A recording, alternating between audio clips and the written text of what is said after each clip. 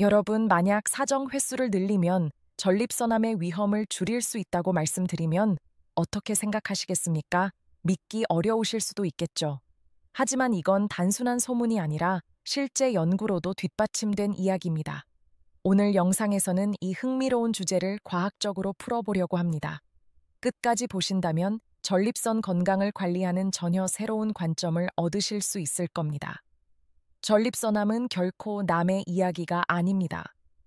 남성 8명 중 1명이 평생에 걸쳐 전립선암을 경험합니다. 주변에 전립선암으로 진단받은 분이 계실 확률이 높다는 뜻이죠. 그렇다면 우리가 일상에서 조금만 바꿔도 위험을 줄일 수 있는 방법이 있다면 시도해볼 이유가 충분하지 않을까요? 먼저 전립선이 어떤 역할을 하는지 잠시 짚고 넘어가겠습니다. 전립선은 사정할 때 분비되는 액체를 생성해 정제 영양을 공급하고 보호하는 역할을 합니다. 또한 아연과 구연산 같은 성분을 대사하며 전반적인 남성 생식 건강을 유지하는 중요한 기관이죠.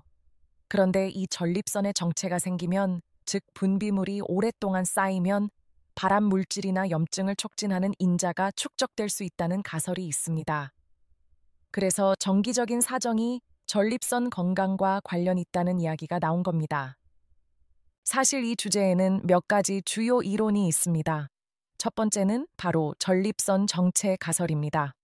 사정으로 분비물을 배출하지 않으면 세포에 좋지 않은 물질이 남아 전립선암의 위험을 높일 수 있다는 것이죠. 두 번째는 심리적 요인입니다. 사정이 스트레스 완화에 도움을 주고 이는 암 발생과 연관된 호르몬인 코르티솔 수치를 낮추는 효과를 낼 수 있습니다. 세 번째는 전립선 내부의 미생물군과 관련된 이론입니다. 규칙적인 사정은 전립선 세포가 정상적으로 기능하도록 돕고 균형을 유지시킨다는 겁니다. 그렇다면 실제로 이게 사실일까요? 단순히 추측이 아니라 연구 결과로 증명된 사례가 있습니다. 1992년 하버드에서 시작된 대규모 연구에서는 무려 40,000명이 넘는 남성을 대상으로 사정 빈도와 전립선암의 상관관계를 조사했습니다. 이 연구는 2010년까지, 즉 18년 동안 이어졌습니다. 왜 이렇게 오랜 시간이 필요했을까요? 전립선암은 진행이 매우 느리기 때문에 단기간의 연구로는 결과를 확인하기 어렵기 때문입니다.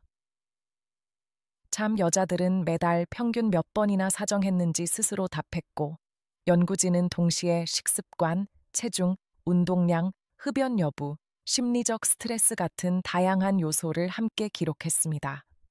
단순히 사정 횟수만 보는 것이 아니라 전립선암에 영향을 줄 수 있는 다른 변수들을 최대한 통제하기 위해서였죠. 결과는 놀라웠습니다. 20대 후반부터 30대 초반까지 한 달에 21번 이상 사정한 남성들은 전립선암 발병 위험이 약 20% 낮았습니다. 40대 역시 같은 패턴이 나타났습니다. 즉, 사정 빈도가 높은 남성들은 저위험 전립선암에 걸릴 확률이 확실히 낮았던 겁니다. 다만 고위험 전립선암이나 전이성 전립선암에서는 통계적으로 큰 차이가 없었습니다. 여기서 중요한 포인트가 있습니다. 사정 횟수와 전립선암 사이에 상관관계가 있다는 것이지, 모든 사람이 반드시 한 달에 21번 이상 해야만 한다는 절대적인 인과관계는 아니라는 겁니다. 더 자주 사정하는 사람들은 원래 건강한 생활 습관을 갖고 있을 가능성도 높습니다. 예를 들어 더 활동적이고 운동을 자주 하고 사회적 관계가 활발하다 보니 자연스럽게 성생활도 규칙적일 수 있다는 거죠. 그렇다고 해서 연구 결과를 가볍게 볼 수는 없습니다. 수만 명을 대상으로 18년간 추적 관찰한 대규모 연구였고, 철저히 변수들을 통제했다는 점에서 신뢰도가 높은 연구라는 점은 분명합니다. 그렇다면 우리는 무엇을 배워야 할까요? 바로 규칙적인 배출이 전립선 건강에 긍정적인 영향을 줄 수 있다는 사실입니다. 하지만 여기서 끝나면 아쉽겠죠. 전립선암 위험을 낮추는 데 도움이 되는 생활 습관들도 함께 살펴볼 필요가 있습니다. 첫째, 규칙적인 운동입니다.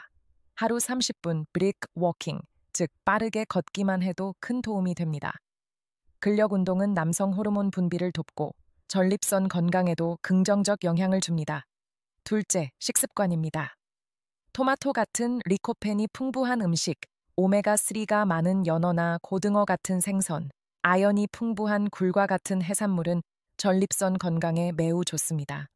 반대로 가공육이나 튀긴 음식, 과도한 음주와 흡연은 전립선암 위험을 높일 수 있으니 피하는 것이 좋습니다.